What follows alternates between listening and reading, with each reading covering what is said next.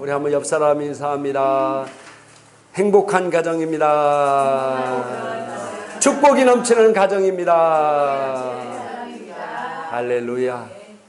특별히 5월달 가정의 달을 맞이해서 여러분의 가정에 하나님의 놀라운 은혜와 또 축복이, 하나님이 계획하심이 여러분의 가정 가운데 풍성히 나타나서 여러분의 하는 모든 일들이 하나님께 영광 돌리며 자녀들이 세계적 리더로서 크게 쓰임받기를 주님의 이름으로 축복합니다.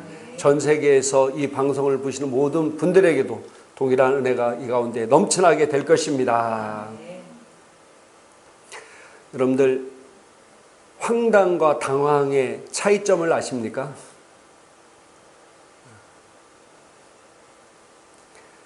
황당과 당황의 차이점을 제가 좀 설명하려면은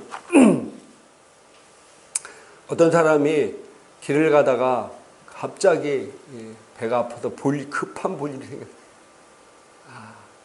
근데 화장실은 없고, 그래서 트럭 뒤에서 볼일을 보고 있었는데 갑자기 트럭이 시동이 걸리고 차가 출발하는, 그럼 그게 당황인 겁니다. 당황. 근데 볼일을 보고 있는데 갑자기 트럭이 후진해서 오면 이제 이게 황당한 거죠. 제가 왜 이랬냐면은 우리가 성경이 읽다 보면은 어떤 때는 당황스러운 부분이 너무 많이 있는 경우가 있습니다. 특별히 구약 성경을 읽다 보면은 자녀 교육에 대한 말씀이 굉장히 많이 있어요. 특별히 잠언서 31장 전체가 다 거의 대부분이 자녀 교육에 관한 말씀입니다. 전도서, 또 뭐 시편, 모세오경, 이런 부분을 보면은 하나님께서 하나님의 자녀들에게 어떻게 교육하고 어떻게 이 자녀들을 이끌 것인가에 대해서 아주 기록이 많이 있는데, 신약에는 딱 와서는 내용들이 별로 없습니다. 에베소 6장에 조금 있고, 디모데, 전후세 조금씩 있고, 그 외에는 자녀 교육에 대한 말씀이 거의 없습니다. 당황스럽죠. 구약에는 이렇게 말씀하셨는데 왜 신약에서는 별 말씀이 많지 않으니까, 그러면은 자녀 교육에 관한 하나님의 관심사가 신약에 와서 떨어진 걸까요? 구약에는 그렇게 말씀을 많이 하셨는데 신약에는 별 말씀이 없으셔요. 단편적으로 조금씩 있지 별로 없어요. 우리가 성경을 읽을 때 주의해서 읽어야 될 부분들이 있습니다. 그 뭐냐면은 구약과 신약을 읽을 때 구약의 말씀이 신약에 와서 언약이 완성됨으로 더 이상 그것을 지킬 필요가 없는 것들이 있었습니다. 예를 들어서 구약의 성도들은 죄 용서함 받기를 위해서 제사를 드려야 돼요. 항상 우리가 잘 아는 5대 제사, 절개 이런 것들을 지켜야 됐어요. 그러나 신약의 성도들은 예수 그리스도가 이 땅에 오셔서 우리를 위해서 십자가의 죽으심으로 말미암아 그 모든 죄를 사하심을 이루었기 때문에 더 이상 우리는 제사를 드릴 필요가 없습니다. 또 구약은 옛 계명, 옛 언약이지만은 신약에는 우리에게 하나님께서 새 언약과 새 계명을 주셨습니다. 이 외에도 많은 부분들이 바뀐 부분들이 있어요. 그래서 그 부분들을 하나님께서 신약을 통해서 말씀하셨습니다. 그러나 우리가 그 부분이 바뀌었다고 해서 그 정신과 그 의미는 변경된 게 아닙니다. 사실은 우리가 더 이상 제사를 드릴 필요는 없지만은, 그러나 제사 제도를 통해서 하나님께 우리에게 말씀하시는 그 의미와 정신은 우리가 그 제사 제도를 통해서 배워야 됩니다. 그렇지만 더 이상 우리는 제사 드릴 필요가 없는 겁니다. 그런데 구약에는 말씀하셨지만 신약에는 더 이상 얘기 않는 것들이 있습니다. 왜 그렇습니까? 구약의 말씀이 신약에도 동일하기 때문입니다. 만약에 바뀐 것이 있으면은 신약의 하나님께서 말씀하셨어요. 그러나 구약에 많이 말씀하셨는데 신약에도 그것이 동일하다면 더 이상 말씀할 필요가 없는 거죠. 예를 들어서 법이 바뀌었습니다. 법이 예를 들어서 뭐 한 100가지가 있는데 100가지가 다 바뀌진 않잖아요. 그죠? 그러면은 법이 새롭게 바뀌면 새롭게 바뀐 법만 새롭게 지키면 되고 나머지 법은 뭐예요? 그대로 지키면 되는 겁니다. 우리나라도 법이 계속 개정되잖아요. 마찬가지로 하나님의 말씀도 바뀐 건 바뀐 것대로 지키지만 그대로 있는 것은 그대로 지키면 되는 것입니다. 11조도 마찬가지입니다. 많은 사람들이 구약시대는 11조를 이렇게 강조했는데 신약시대는 11조에 대해서 예수님께서 말씀하신 것이 별로 없기 때문에 안 지켜도 된다 이렇게 해석해버립니다. 그게 잘못됐다는 거예요. 구약에 그렇게 말씀하셨는데 만약에 신약에 다르다고 바뀌었다고 하면은 하나님께서 말씀하셨습니다. 근데 말씀이 없다고 하면 그대로 지키면 되는 것입니다. 그래서 자녀교육에 대한 말씀이 구약에 있는 말씀이 그대로 신약에도 적용된다는 사실입니다. 두 번째로 제가 성경을 읽으면서 당황스러웠던 것이 뭐냐면은 엘리 제사장과 사무엘 제사장들 이런 분들이 있는데 그 분들의 자녀들이 하나님 앞에 바르게 서지 못하는 모습을 볼 때 당황스러웠습니다. 많은 사람들이 그 사람들이 믿음이 없기 때문에 자녀들이 그렇게 타락하고 잘못됐다고 하는데 그게 아니었습니다. 우리가 성경을 읽다 보면은요, 엘리 제사장이 믿음이 없었던 게 아닙니다. 엘리 제사장이 타락한 게 아니에요. 더구나 사무엘 선지자가 타락하고 사무엘 전자가 믿음이 없었던 건 전혀 아닙니다. 오늘도 한국 교회든지 세계적으로 유명한 목사님들이 있어요. 하나님 앞에 크게 쓰임받는 목사님들이 있는데 종종 그분의 자녀들 중에서도 타락하고 잘못된 길로 가는 그 자녀들에 대해서 얘기 들을 때가 종종 있습니다. 도대체 왜 그럴까요? 그분들은 정말 하나님 앞에 위대하게 쓰임받고 믿음이 좋고 세계적으로 큰 교회를 하고 하나님 앞에 쓰임받는 목사님들이고 선지자하고 제사장이었는데 왜 그 자녀들이 이렇게 타락하고 잘못된 길로 갈까요?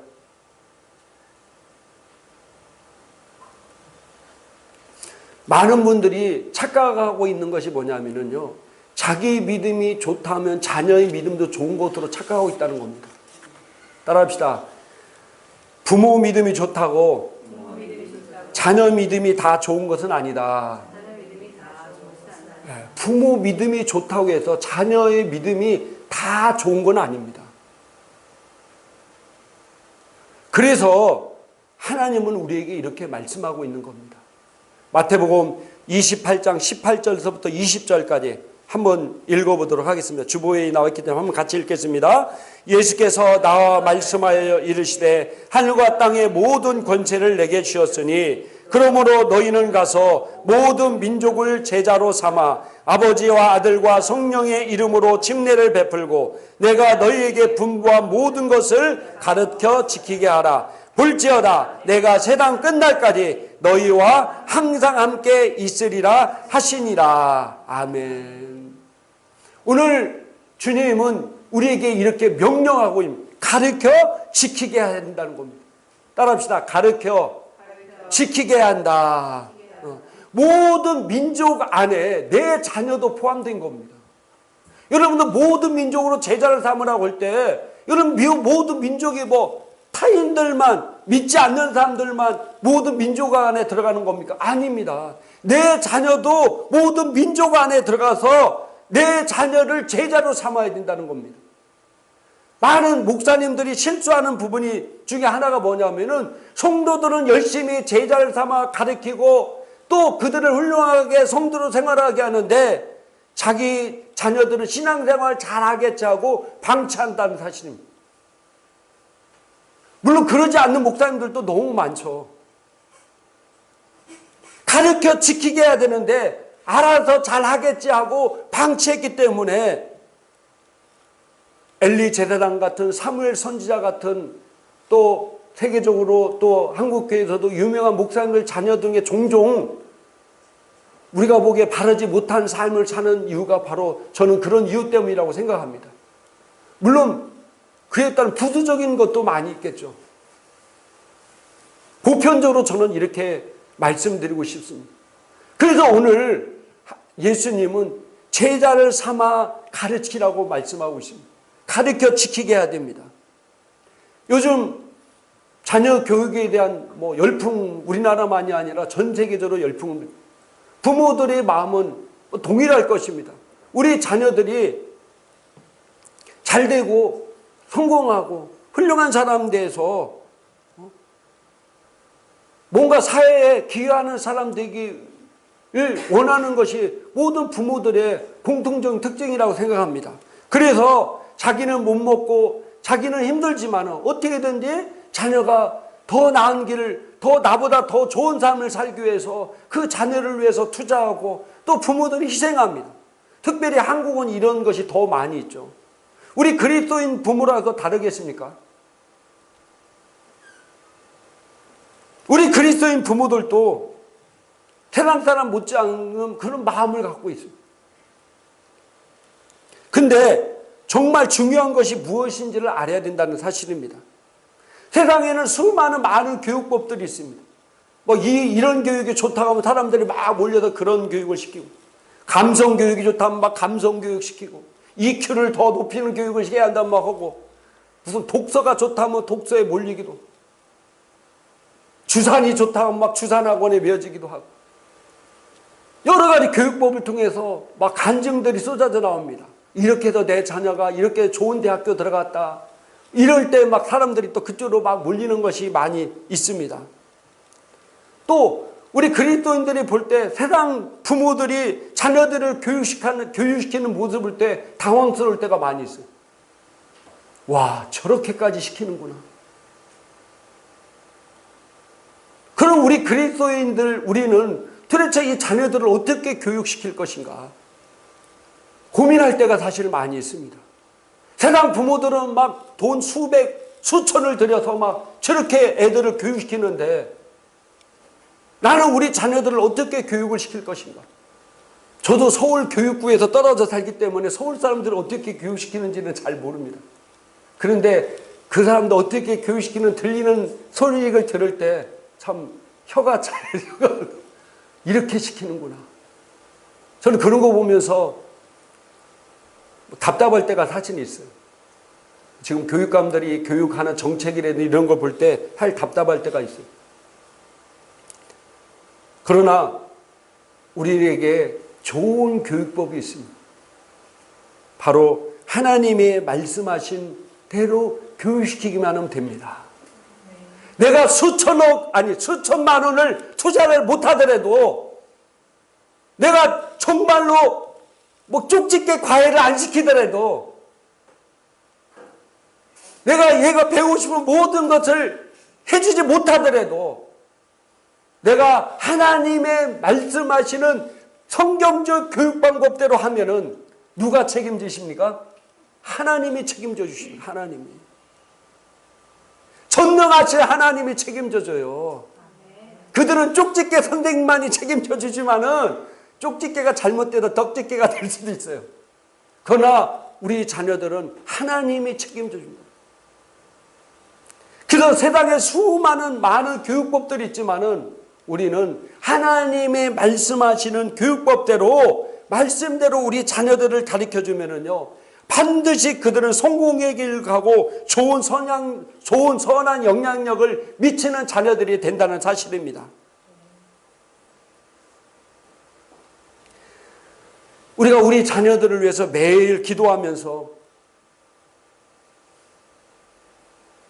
지혜와 지식을 주셔서 좋은 대학에 들어가게 하시고 성공적인 삶을 살게 하고 다니엘과 요셉 같은 그런 인물 되게 해달라고 우리가 많이 기도할 수 있습니다. 그러나 우리가 아무리 그렇게 기도해도 자녀들이 삶이 하나님을 경외하지 않는다면은 세상 사람들과 같이 노력한 만큼 얻고 살겠지만은 그러나 하나님을 경외하는 삶을 산다고 하면은 똑같이 공부해도 다른 사람보다도 다니엘과 다니엘 세 친구가 받은 10배가 되는 뛰어난 능력과 탁월한 삶이 여호와를 경외하는 자에게 온다는 사실입니다. 그래서 잠언서 1장 7절에 여호와를 경외하는 것이 지식의 근본이고 잠언 9장 10절에 여호와를 경외하는 것이 지혜의 근본이라고 성경은 말씀하고 있습니다. 지혜와 지식은 하나님께로 오는 지혜와 지식은 그 자녀들이 여호와를 경외하는 삶을 살기만 하면은 자연스럽게 온다는 사실입니다. 그래서 그 자녀들이 지혜와 지식이 가득해서 요셉과 같이 다윗과 같이 쓰임을 받을 수 있다는 사실입니다. 내가 기도한다 해서 쓰임 받는 게 아니라 그 자녀들이 스스로 하나님을 경외하는 삶을 살게 우리가 가르쳐 지키게 하면은 하나님께서 그 자녀들에게 지혜와 지식을 주셔서 다른 사람들이 노력하는 것 똑같이 노력하지만은 10배가 더 되는 지혜와 지식과 하나님의 놀라운 축복과 은혜가 그의 삶 가운데 넘친다는 사실입니다. 그래서 우리가 가르쳐 지키게 하는 것이 너무나 중요합니다. 잠언서 13장 24절 한번 읽어보도록 하겠습니다. 잠언서 13장 24절입니다. 같이 한번 읽겠습니다. 매를 들지 않는 자는 자기 자식을 미워하는 것이나 자식을 사랑하는 자는 알맞은 때에 징계하느니라. 아멘. 오늘 하나님은 매를 들지 않는 자는 자기 자식을 미워하는 것이다. 자식을 사랑하는 자는 알맞은 때에 징계하느니라. 여기서 알맞은 때라는 영어 단어를 보니까 비타이밍. 뭔 뜻이냐면은 늦지 않게, 일찍이, 때마침, 늦지 않게. 자녀 교육도 시기가 있다는 겁니다. 시기가. 알맞은 때에 징계한다는 거예요. 알맞은 때. 에베소서 5장 16절에 개역 개정판에는 이렇게 얘기하고 있습니다. 한번 읽어보겠습니다. 세월을 아끼라 때가 악하니라. 쉬운 성경에는 이걸 이렇게 번역했습니다. 같이 읽겠습니다. 때가 악하니 가능하면 선한 일을 할 수 있는 기회를 잘 붙드시기 바랍니다. 에베소 5장 16절 한글 킹제임 성경에는 시간을 사서 얻으라 이는 그 날들이 악하기 때문이다. 다른 말로 말하면 기회를 잘 붙들으라는 거예요. 그 시간을 사서 얻으라는 겁니다. 근데 많은 사람들이 이 기회, 이 시간을 또 때에 알맞은 때를 놓치고 있다는 겁니다. 내가 기회가 있을 때 우리 자녀들을 잘 가르쳐서 지키게 해야 된다는 거예요. 그래서 매를 대더라도 자녀들이 올바른 길로 가게 만드는 것이 바로 청지기로서의 부모의 역할이고 사명이라는 사실입니다. 그래서 어려서부터 어린 아이에서부터 가르칠 때 더 큰 효과가 있다는 사실입니다. 잠언서 19장 18절에 보니까 한번 읽도록 하겠습니다. 소망이 있을 때 내 아들을 징계하라. 그의 부르짖음으로 인하여 내 혼은 용서하지 말지니라. 아멘. 소망이 있을 때 그 자녀에게 가르칠 기회가 있을 때 늦지 않게 그 자녀를 가르칠 때 징계하라는 겁니다. 또 그의 부르심을 인하여 내 혼을 용서하지 말지니라 라고 얘기하고 있습니다. 이게 무슨 말입니까? 우리가 자녀들을 가르치고 징계할 때 자녀들이 뭐라고요? 부르짖는다. 요즘 자녀들 가르치기가 참 쉽지가 않습니다. 그죠? 근데 요즘 자녀들은 뭐라고 얘기하면 부모가 한마디 하면 한 10마디 하고 대들죠. 그죠? 참 자녀 교육하기 힘들어요. 사실은. 뭔 얘기해도 말을 잘 안 들으니까. 그래서 그 말입니다. 벌써 성경은 몇천 년 전에 그걸 알고 이렇게 말씀하고 있습니다. 그의 부르심을 인하여 내 혼을 용서하지 말라는 거예요. 그가 막 고함치고 막 말 안 듣고 한다 해서 내 혼은 그것을 용납하면 안 된다는 거예요. 용납하면. 저도 우리 자녀들과 가끔가다 이제 핸드폰 문제로 막 다툼일 때가 많아요. 애들이 어떤 때는 막 그냥 놔두면은요, 밤 뭐 10시고 11시, 12시고 막 그냥 놔두면 걔도 할 것 같아. 진짜 할 겁니다. 그럼 어떻게 해야 돼요? 부모가? 그걸 못하게 해야 되잖아요. 그럼 애들이, 야, 핸드폰 갖고 와. 그럼 애들이, 네, 저도 그만하려고 그랬습니다. 갖고 오겠어요? 5만 가지 인상을 쓰고 뭐랑 하고 달려들고 막 그럽니다. 그러면 이게 계속 반복되면 부모도 지치잖아요. 그죠? 그러면 어떻게 합니까? 에이, 알아서 해라. 내버려 두지 말라는 거예요. 그렇게. 그게 아닌 것은 아닌 거예요. 너희가 하나님의 말씀대로 애들을 가르치는데 그들의 부르짖음이에요. 부르짖음. 그 혼을 용서하지 말라는 거, 받아들이지 말라는 겁니다. 우리가 자녀들을 하나님 말씀대로 양육할 때 많은 부딪힘이 있을 수 있어요. 그러나 말씀이 그렇다 하면은요, 내가 부모가 자녀들에게 양보할 수 있는 거 있고 양보할 수 없는 것들이 있습니다. 이것을 여러분이 철저히 가르쳐야 돼요. 주일 예배를 지키는 일, 예배드리는 태도, 기도하는 일, 헌금 드리는 일, 공부하는 일, 인생 사는 목적 등 이런 것들을 여러분이 잘 가르쳐야 돼요. 그 기회가 늦지 않게 가르칠 기회 있을 때 잘 가르쳐야 돼요. 세상의 정보들이 그 뇌를 이미 장악하기 전에 하나님의 말씀을 통해서 그 자녀들을 잘 죄악의 길로 가지 않고 바른 길로 갈 수 있도록 가르치라는 겁니다. 가르치라. 자녀들에게 하나님 나라의 재정 원리를 잘 가르쳐야 자녀들이 커서도 물질을 지배하며 사는 존재가 됩니다. 종종 주변에 연세 드신 분들이 자녀들을 위해서 눈물 흘려 기도하는 분들을 많이 보게 됩니다. 그분들을 이렇게 얘기 들어보면 어렸을 때 그들이 젊었을 때 가르치지 않았기 때문에 그런 경우가 너무 많이 있어요. 자녀들의 교육에 대해서 학교 교육은 관심이 있는데 신앙 교육은 관심이 없는 경우가 많아요. 결국 그것이 자녀들의 삶에 나타나요. 그래서 나이 들어서 그 부모가 자녀들을 위해서 눈물 흘려 기도하는 경우가 많습니다. 그래서 알맞을 때, 늦지 않은 때에 가르치라는 거예요. 가르치라. 그래서 그들이 지켜서 하나님의 말씀대로 살게 하라. 그것이 바로 자녀를 사랑하는 거다. 여러분 자녀를 사랑하십니까? 여러분 자녀를 정말 사랑하십니까? 그러면 여러분 자녀를 정말로 하나님의 말씀대로 가르쳐야 돼요. 오늘 성경에도 있잖아요. 매를 대지 않는 것이 바로 자녀를 미워하는 거라고. 너희가 사랑하면은 알맞을 때, 늦지 않을 때 자녀에게 가르쳐야 된다. 가르쳐요. 세계에서 가장 작은 작은 국민의 숫자가 적지만은 세계에서 가장 영향력을 끼치는 민족이고 노벨상을 가장 많이 받은 민족이 바로 이스라엘 유대인들입니다. 그들은 어려서부터 철저히 자녀들을 교육시킵니다. 가르쳐 지키게 해요. 제가 알고 있는 목사님이 이스라엘 교육법대로 교육하는 그런 기관을 만들었어요. 그래서 교회에서 그런 대안학교를 만들어 그런 자녀를 가르칩니다. 그래서 이분이 미국에 가서 유대인들을 어떻게 자녀를 교육시킨가를 보고 왔어요. 그 와서 저한테 그 얘기를 해줬어요. 자기는 거기서 충격을 받았다는 거예요. 어떻게면 고3 정도 되는데 걔들 커리큘럼 보니까 반 이상이 성경을 가르치더라는 거예요.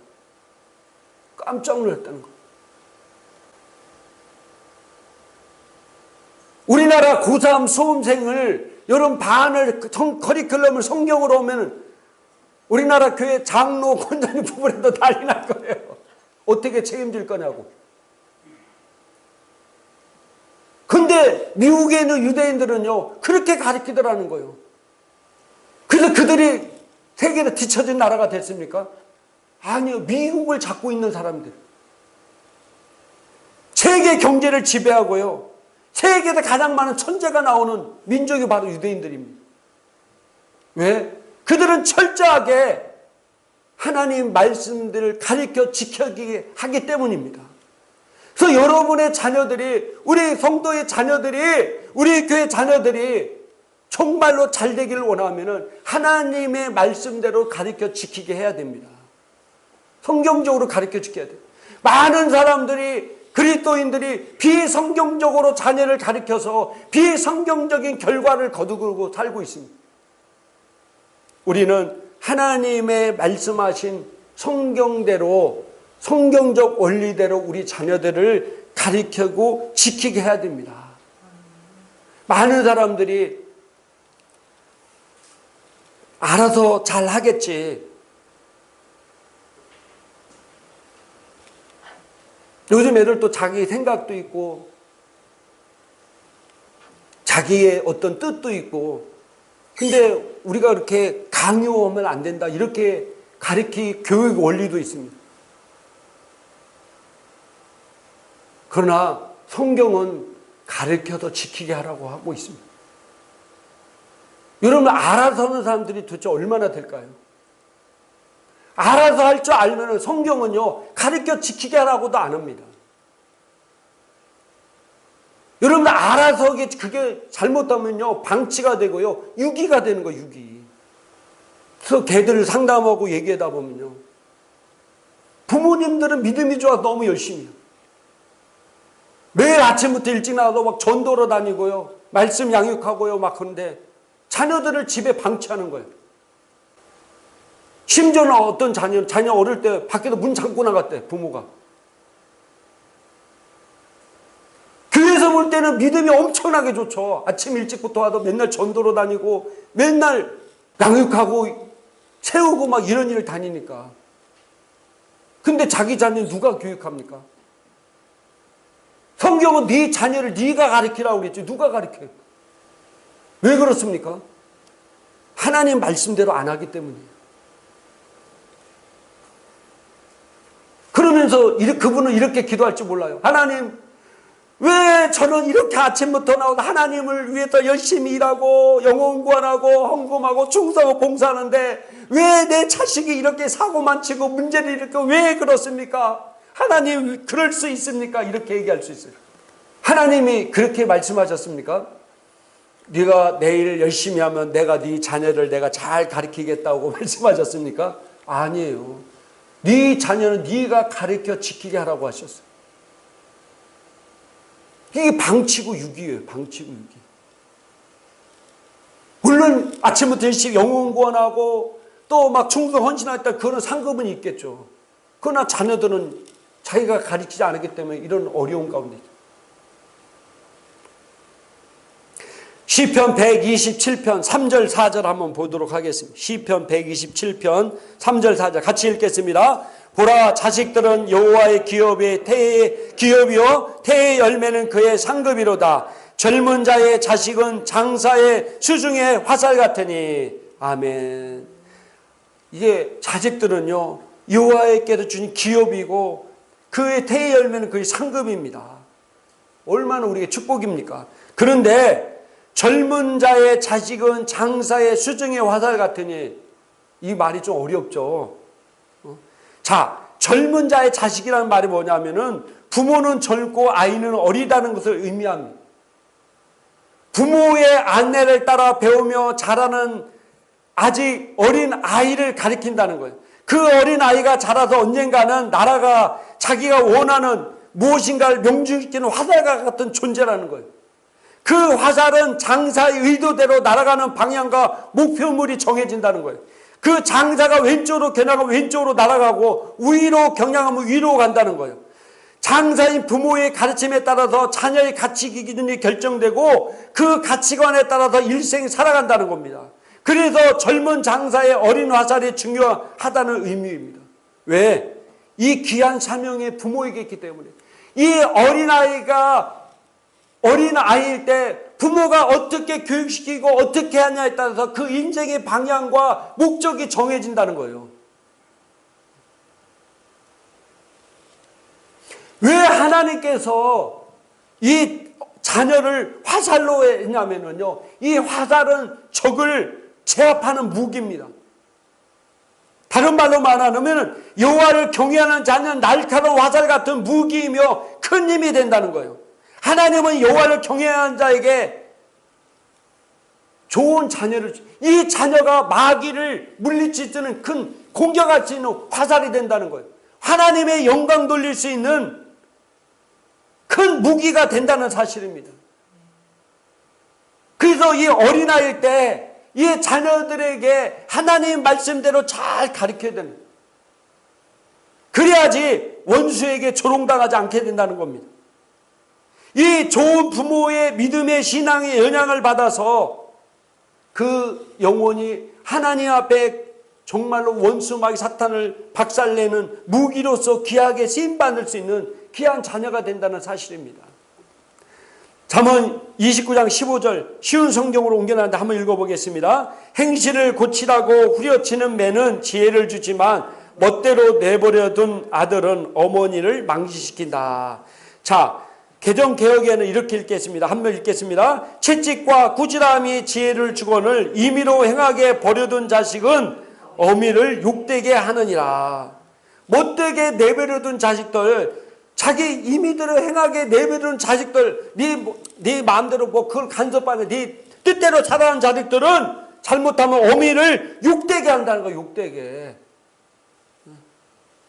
그래서 잠언 29장 17절 읽겠습니다. 내 아들을 바로 잡으라. 그리하면 그가 너를 평안하게 하리니 정녕 그가 내 마음에 기쁨을 주리라. 아멘. 멋대로 내버려 주지 말고 그 아들을 바로 잡아서 잘 가르치면은 그가 너를 평안하게 하리니 정녕 그가 내 마음에 기쁨을 주리라. 지금 우리나라에 대기업 중 자식들 때문에 좀 큰 문제가 생긴 자식 부모들이 있어요. 지금. 그 자녀들이 갑질 때문에 그 집안이 지금 제가 이렇게 볼 때는요, 시범 케이스를 걸려서 그 아버지도 회사에서 쫓겨날 판이에요. 지금. 어미 욕이 된 거예요. 어미 욕이. 그 자식들을 제대로 잘 가르치지 못했기 때문에 그 자식들을 공부 많이 시켜서 미국 유학 보내고 공부를 많이 시키면 뭡니까? 자기를 제대로 못 가르쳤기 때문에 그 어미의 욕이 되는 거예요. 욕이. 성경 말씀대로. 여러분들 우리가 성경에 보면 엘리 제사장 얘기 잘 알죠. 엘리 제사장. 우리가 사무엘상 2장을 한번 전체를 쭉 읽어봐야 돼요. 엘리 제사장 아들이 홈리와 비느하스가 이런 악한 일을 했어요. 그들은 또 제사장들이었어요. 엘리가 자기 아들들이 죄 짓는 얘기를 들었습니다. 그래서 그 자녀들을 불러다가 책망하는 겁니다. 근데 그들이 말을 듣지 않았다고 그랬어요. 이제 크면은요, 부모 말도 잘 안 듣습니다. 그래서 때가 늦기 전에 너희 자녀를 가르치라는 거예요. 늦기 전에. 이제 나이 들고 부모 품을 떠나면요, 부모의 말을 안 들어요. 그리고 저는 이렇게 생각합니다. 그래도 이 당시에는 그래도 부모의 권위가 정확히 서 있는 때잖아요.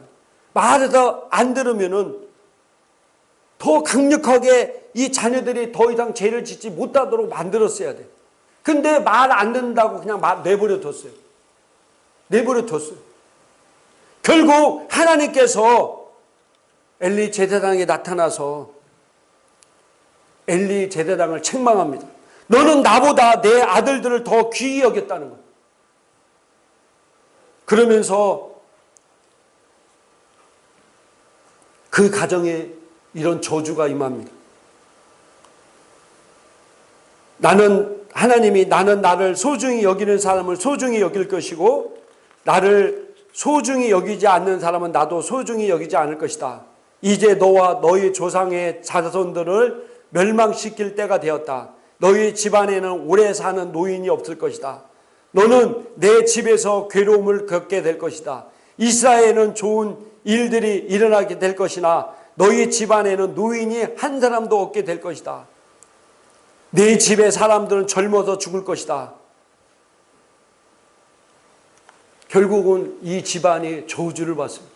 그래서 홈리와 비느하스가 같은 날에 전쟁에도 죽고요. 그 소리를 듣고 비레아진 엘리체랑도 목이 부러져서 죽습니다. 그리고 그 집안의 대대로 젊어서 다 젊은 날에 횡사하는 그런 저주가 그 가정에 임합니다. 왜 그렇습니까? 자녀들을 제대로 교육을 안 시켰기 때문에. 그래서 자녀 교육이 이렇게 중요합니다. 저는 더 황당한 게요. 사무엘 선지자 자식들도 그랬다는 사실이에요. 왜? 사무엘은 자기가 섬기는 엘리제라는 가문을 봤잖아요. 그 집안이 이렇게 된 걸 들었잖아요. 자기가 직접 봤잖아요. 알았잖아요. 그런데 사무엘도 똑같이 그 자식들이 문제를 일으켜요. 사무엘상 8장 1절서부터 5절까지 보니까 사무엘이 늙음에 그의 아들들을 이스라엘 사사로 삼으니 장자의 이름은 요엘이요 차자의 이름은 아비라라. 그들은 부엘사바에서 사사가 되니라. 그의 아들들이 자기 아버지 행위를 따르지 아니하고 이익을 따라 뇌물을 받고 판결을 굽게 하니라. 이스라엘 모든 장로가 모여 라마에 있는 사무엘에게로 나아가서 그에게 이르되 보소서 당신은 늙고 당신의 아들들은 당신의 행위를 따르지 아니하니 모든 나라와 같이 우리에게 왕을 세워 우리를 다스리게 하소서 한지라. 원래 왕을 세우는 것은 하나님의 뜻이 아니었습니다.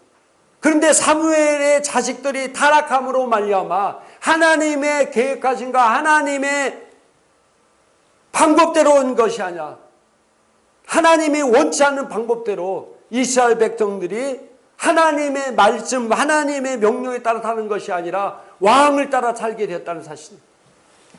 그래서 우리가 자녀 교육이 얼마나 자녀가 우리 가정에 정말로 장사의 화살같이 마귀 사탄을 물리치고 하나님 앞에 크게 쓰임받으며 가정의 축복이요 주님께 영광 돌리시는 자로 쓰임받을 수 있고, 그러지 않으면은 이 엘리 제사장들과 또 사무엘 선지자의 자식들처럼 가문을 더럽히고 가문의 저주가 되는 그런 자식이 될 수 있다는 사실.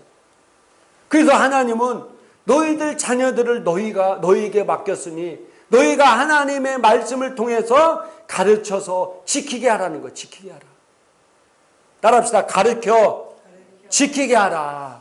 가르쳐